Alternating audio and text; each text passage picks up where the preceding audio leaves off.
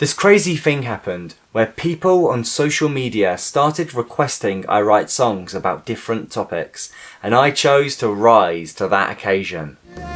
Let Nature Take Its Course is the fifth and final song of my History Book EP.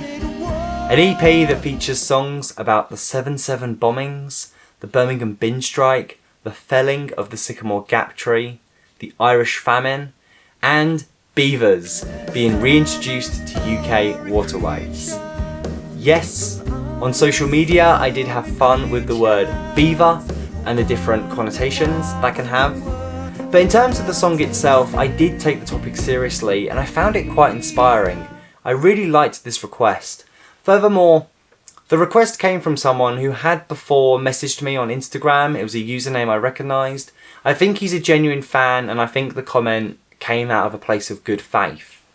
I couldn't help but fall down a bit of a rabbit hole, feeling inspired by just beavers' natural behaviour and how that has a positive impact on the environment around them.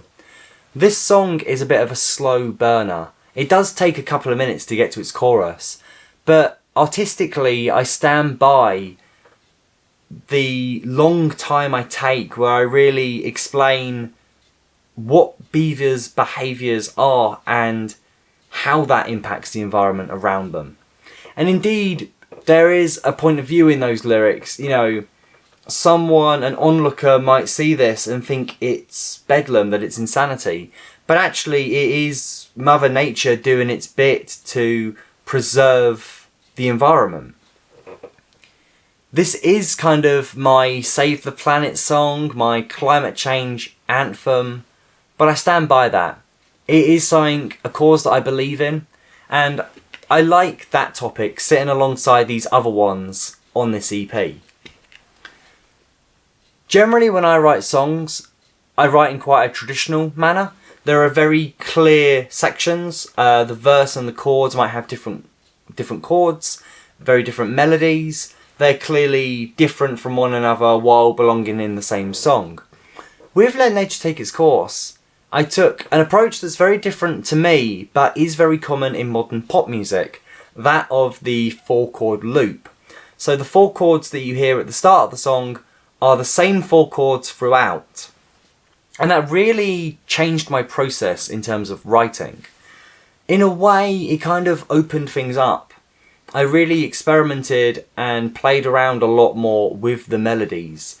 I do remember, as I started writing the song, there was a conscious effort to write in a lower register, right? To start in a low place. I have been guilty in past of writing songs in a vocal range that I then can't replicate live. And so that was something that I had to work on. Of course, with this song, however, as it evolved and as it built its way towards that chorus, I couldn't help but kind of have those melodies go up and up in their register until we get to that chorus where I'm singing that high G note, a note that is near the top of my vocal range. And yet, thankfully, the melodies work in a way that as I've started bringing the song into my live set, I've actually found it very doable. I'm not saying it's an easy song to sing, but what I am saying is I've been able to do it, I think, very competently in the live sets, and it has surprised me somewhat. Again, maybe this is a sign of me growing as a musician, but I really appreciate the fact that this song can still go to its own heights and still utilise the range of my voice, while also being something that I can pull off in a live setting. There's also something really, I think, interesting about this kind of unique combination of genres going on. Now, Birmingham bin strike, I remember, was specifically inspired not just by reggae music and UB40, but specifically by the song Guns of Brixton by The Clash. And so that was a very clear, funnel, if that makes sense. I was looking at the song through that lens. The influence on Let Nature Take Its Course was a lot more open and vague, if I'm being honest. Just kind of singer-songwriter vibes. It kind of came more from that guitar and the initial chords, playing around with it from a musical standpoint, kind of riffing on ideas. I do remember there's one guitar part towards the beginning of the song, after that initial arpeggio, when the guitar starts strumming the chords. I was influenced by the band The Temper Trap, their song Sweet Disposition. It has that really cool kind of trance-like guitar part in it with the heavy delay. I guess reminiscent of like what The Edge does in U2 songs. There's a guitar part in the song over those first few verses that has that kind of vibe. And honestly, it's one of my favourite guitar parts on the EP. I really, really dig that section. Also, this plays into the need to keep the song interesting when you've got such a repetitive harmonic foundation. Returning to that mix of genres, even though it was singer-songwriter vibes that inspired the song, me being me, I couldn't help but throw in my love of 80s power ballads and, butt rock anthems.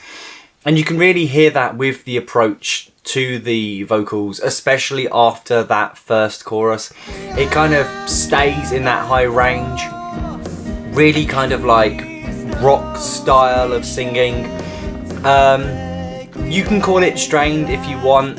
Again, I mean, it's on a high note, but it's a high note that I'm getting more and more confident and comfortable with. I think that, like an athlete training, that is a particular note that I can do and will only get better and better at as I get further along in this musical journey. Now, as I said, artistically I stand by it. In terms of the commercial viability of this song, this is something I'll talk about more in next week's video, but there is a question there of whether they are the right two genres to smash together. But there's definitely something about this song that feels authentically Vincent Turner. Even if it's in a slightly different genre to what I usually work in, it's a different sandbox to what I usually play in. I think there is something about the way, even down to, it uses a 4-chord loop and it's a different genre, different style. It takes a long time to get to its chorus. There's so many things on the surface that make this song different to other songs on the EP and other songs that I write in general. And yet still, I think there is a lifeblood to it, a kind of core throughout the song that clearly makes it something that only I could write. I don't want to be arrogant, but I feel like that's the sign of a true artist. I really, really like this song. Playing it live, incorporating it in the live set as I've been promoting it, it has grown on me. I would say to you, if you've listened to it once and maybe thought this isn't for me, I would ask you to give the song a little bit more time if you can. It is a slow burn, but I also think it's really important to have songs like that in your repertoire. If every song was trying to be a catchy 3-minute single, that would get old really quickly.